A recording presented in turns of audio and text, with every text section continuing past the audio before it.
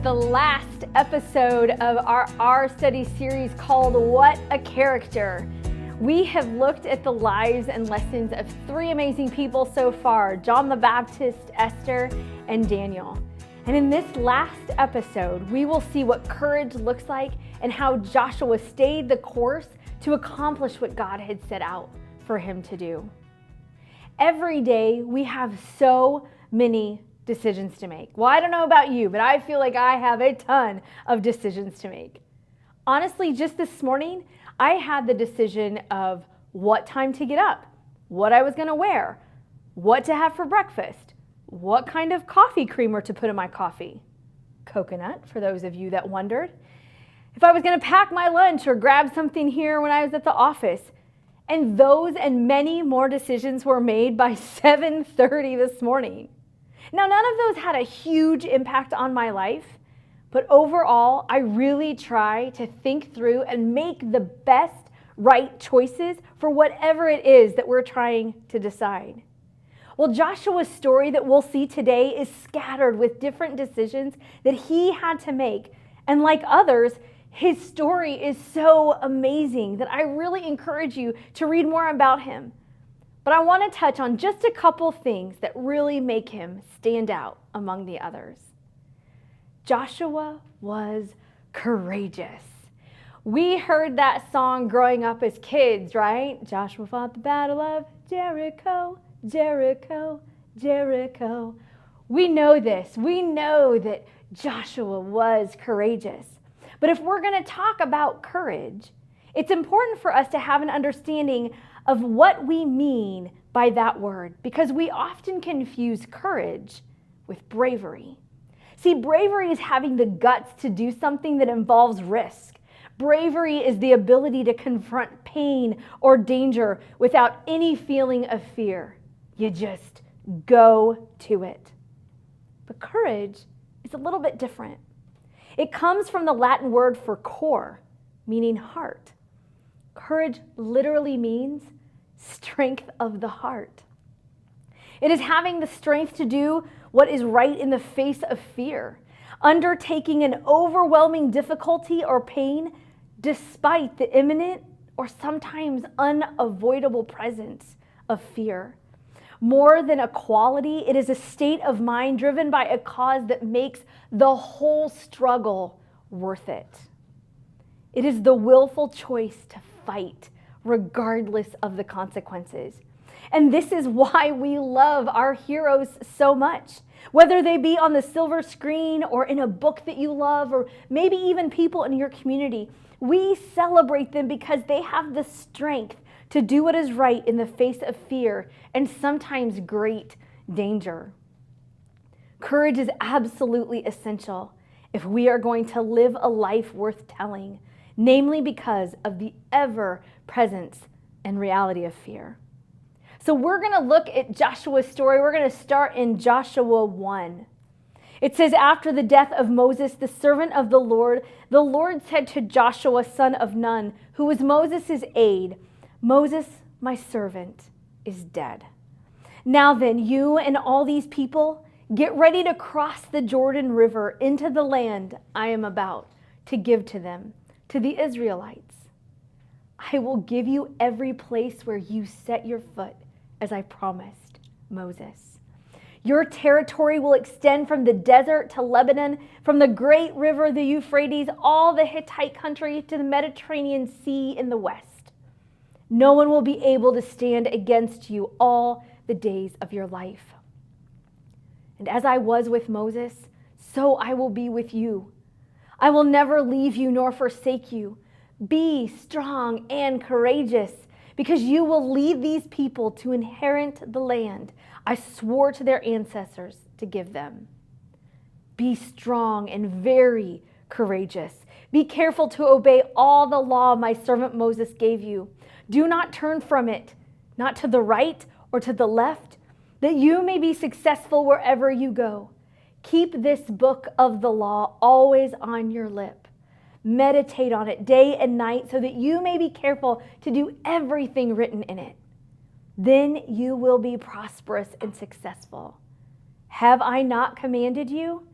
Be strong and courageous. Do not be afraid. Do not be discouraged, for the Lord your God will be with you wherever you go. Now imagine for a moment what Joshua was facing.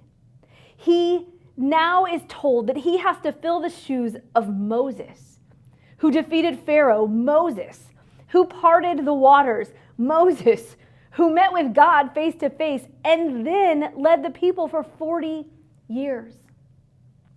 And now a group of former slaves are supposed to go into this new land and defeat the people inhabiting all of it in these fortified city walls.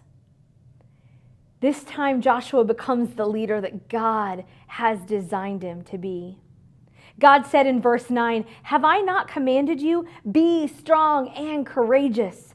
Do not be frightened and do not be dismayed, for the Lord your God is with you wherever you go." Romans 8:31 says, "If God is for us, who is against us?"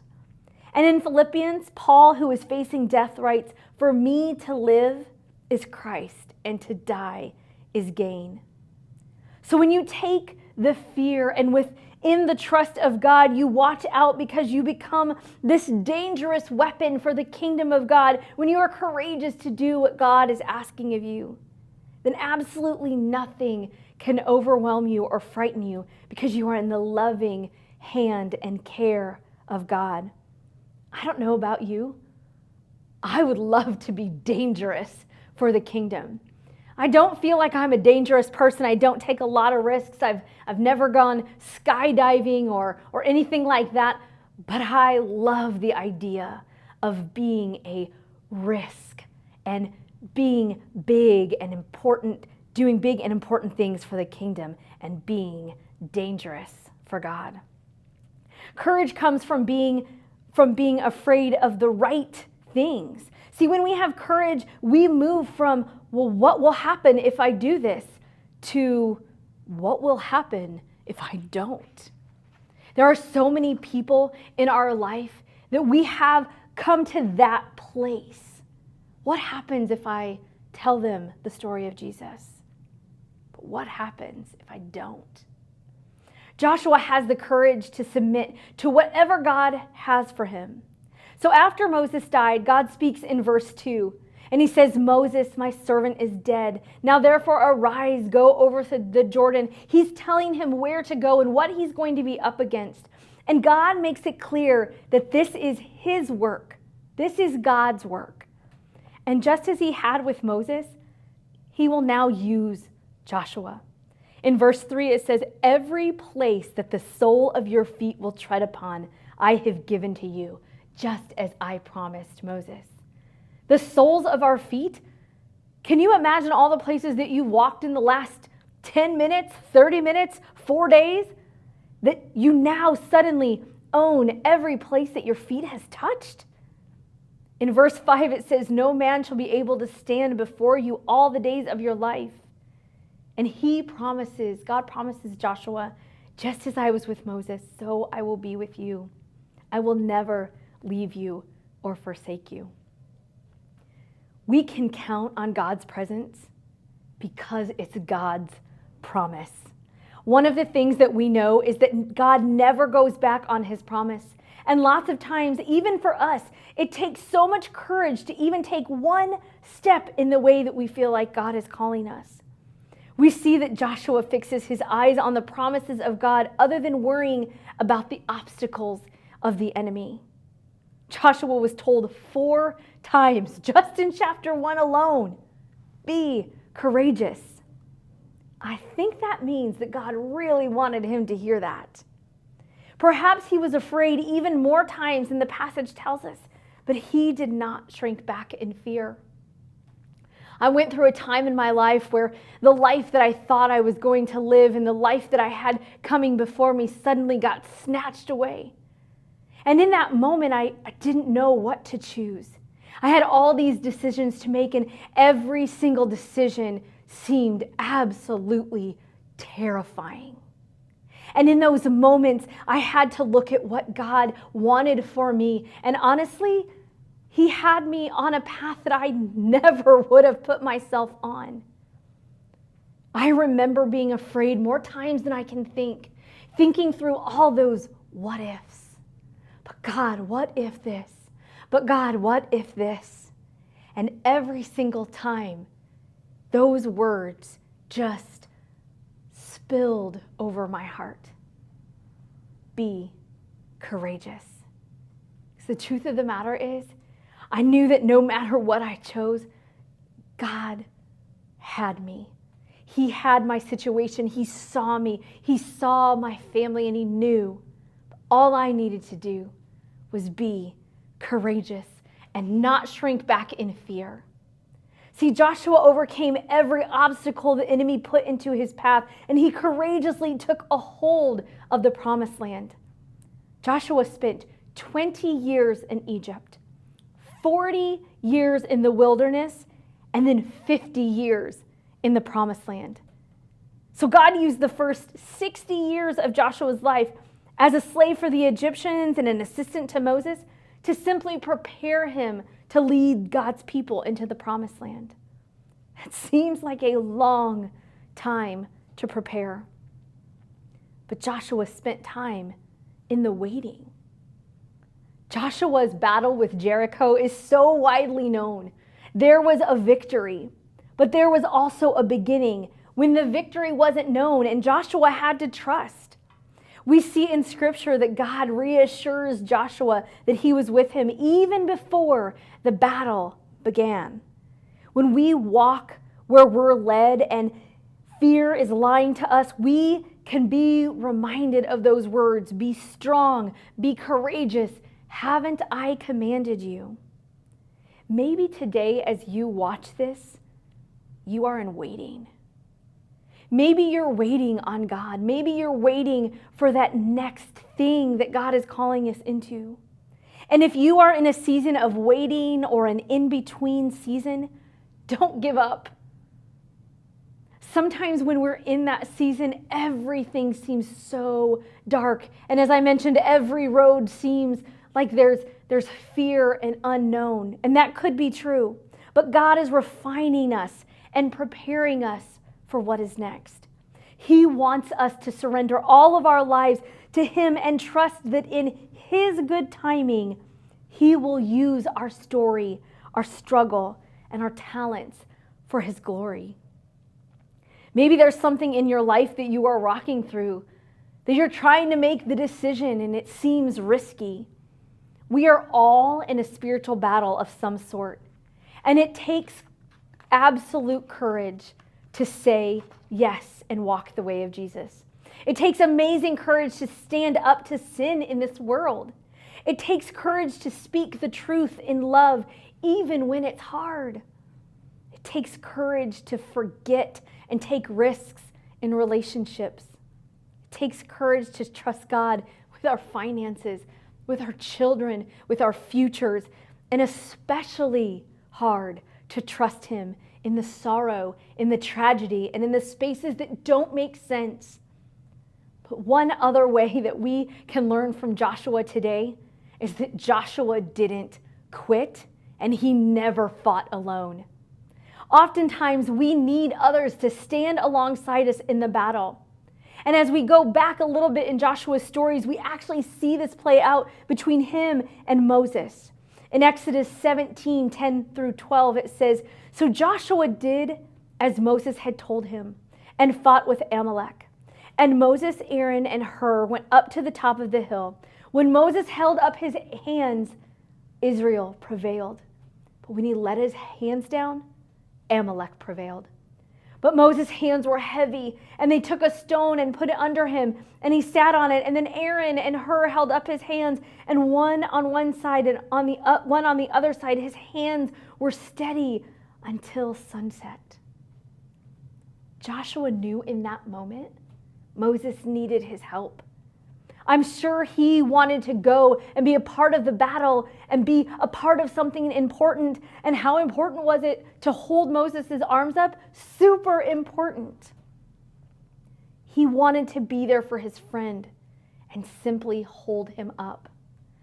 Joshua was a reliable warrior for God. He understood his purpose and his calling, and rather than focusing on what his eyes could physically see, he focused on the words of God and faithfully obeyed every command. Your purpose and calling is to glorify God right where you are. Do not focus on what your eyes see.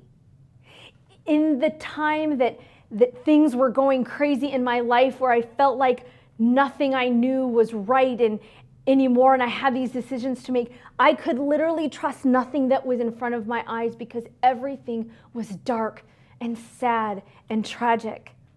But what I could trust was a God who saw me and knew what was best for me.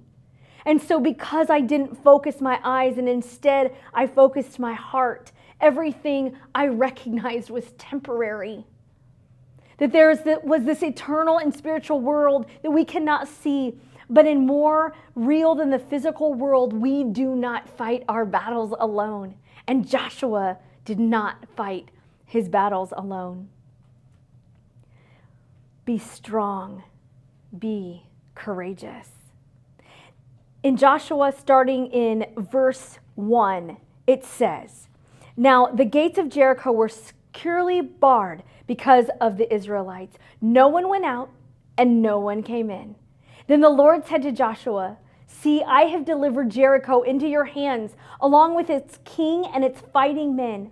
March around the city once, and all the armed men. Do this for 6 days. Have 7 priests carry trumpets of ram's horns in front of the ark. On the 7th day, march around the city 7 times, with the priests blowing the trumpets. And when you hear them sound a long blast on the trumpet, have the whole army give a loud shout. Then the walls of the city will collapse and the army will go up, everyone straight in.' So Joshua, son of Nun, called the priests and said to them, 'Take up the ark of the covenant of the Lord and have 7 priests carry trumpets in front of it.' And he ordered the army, 'Advance, march around the city with an armed guard going ahead of the ark of the Lord.' When Joshua had spoken to the people, the 7 priests carried the 7 trumpets before the Lord. They went forward, blowing their trumpets, and the ark of the Lord's covenant followed them. The armed guards marched ahead of the priests who blew the trumpets, and the rear guard followed the ark. All of this time, the trumpets were sounding. But Joshua had commanded the army, 'Do not give a war cry. Do not raise your voices. Do not say a word until the day I tell you to shout. Then shout.' So he had the ark of the Lord carried around the city, circling it once. Then the army returned to camp and spent the night there. This went on for 6 more days until day 7, verse 15. On the 7th day, they got up at daybreak and marched around the city 7 times in the same manner, except on that day. They circled the city 7 times. The 7th time around, when the priest sounded that trumpet blast, Joshua commanded the army, 'Shout, for the Lord has given you the city.' Then in verse 20, it says, when the trumpets sounded, the army shouted, and the sound of the trumpet, when the men gave a loud shout, the walls collapsed. So everyone charged straight in, and they took the city." As I play that out in my head, and even as I read it, chills kind of run up my arms because I can't imagine the noise and the consistency of walking around that city. I don't know about you, but I may have questioned a 7-day march. We can't do this in 1 day. But that's what it took to overthrow Jericho. And Joshua was wise. His counselor, God, was even wiser. The end result of Joshua's obedience to God was an overthrown city and a great victory. You see, Joshua was never a lone ranger. He did not march around the city of Jericho alone. Everyone in this story played a huge part and made a huge difference in the outcome because honestly, no battles are fought alone. Joshua was such a courageous leader who enlisted the respect of his troops and had thousands of men who were faithfully fighting alongside him. The people did as he commanded, because of his character and who God made him to be. Joshua knew they needed each other. See, we need the family of God, and the family of God needs us. We were meant for community. We were meant to walk alongside each other in every aspect of life. There are so many places that we can find people to come alongside. Whether it's a great friend that you talk to all the time, maybe it's someone that you haven't talked to for a long time, but when you get that chance, it's like you just talked to them yesterday. Maybe it's someone like a mentor or a pastor or a counselor. Maybe it's a prayer warrior or a parent, but whoever it is, utilize them to never walk alone. Joshua always turned to God. He knew the words of God, and he did not turn away from them, even in the hard. See, when we spend time with God, with his words, and when we know God more and more intimately and deeply, we just ooze that courage. After God's pep talk to Joshua in the first chapter, the rest of this amazing book and Joshua's story is about his courage and how he led people into this amazing promised land. See, living out the promises of God and making it a reality, one victory at a time. We can get discouraged by the vision because when we look at it, it seems too big. Back to the situation I went through, there were days where my biggest victory was getting out of bed. My biggest victory was getting dressed because everything seemed so big. But I had the courage to take it one step at a time. And now all these years later, I don't look back at that situation and think of it as something I'm sad I went through. I hate that that happened. But God met me each and every moment of the way. And I see God's picture, even today, all these years later, just flow through that tragedy. God had to give me a pep talk too. And God gives pep talks to each and every one of us. So I encourage you today to commit to just taking one moment at a time. And what is the next step you might need to take? If you're sitting in this in-between, if you're in the waiting, maybe it's a next step in your business. Maybe it's a next step in your marriage. Maybe it's a next step in your family. Maybe it's a next step in your church. No one can ever solve a problem in one fell swoop. But one day and one decision at a time, we can do it. Keep your eyes on what is ahead, but commit to taking one simple step at a time. And then take the next step. And then take the next step. So what did we learn from Joshua, and how can we use that in our lives today? You've heard me say it 1,000 times. Be courageous. Fear can be a liar, but like Joshua, we can have courage in what God is asking us to do. Don't quit. Life, others, Satan will want us to quit, but Joshua never did. He stayed the course, and even though sometimes it seemed odd, like, I don't know, walking around a building in a city over and over for 7 days in a row, he didn't quit. And God does not want you to quit either. He has eyes on the big picture, and we just need to take one tiny step at a time in his direction. Don't fight alone. We were created for community. Moses was literally held up in a fight by Joshua and his friends, and we need to surround ourselves with people that will do the same for us. So what places in your life do you need to be more courageous? Where is there a place right now that maybe even before you turned this on, you were ready to quit? And is there a community that you need to find, or maybe one that you need to lean on more, or even reach out for more support from? Joshua is quite a character, and we can learn so much from him. I absolutely love that you have joined us for these episodes of What a Character. And I hope that throughout this series, that this will completely ignite your want to dig even deeper into the Bible and deeper into more of a relationship with God, and that you can learn even more about all of these amazing characters that help tell the greatest story ever told in the gospel. Thank you for joining us.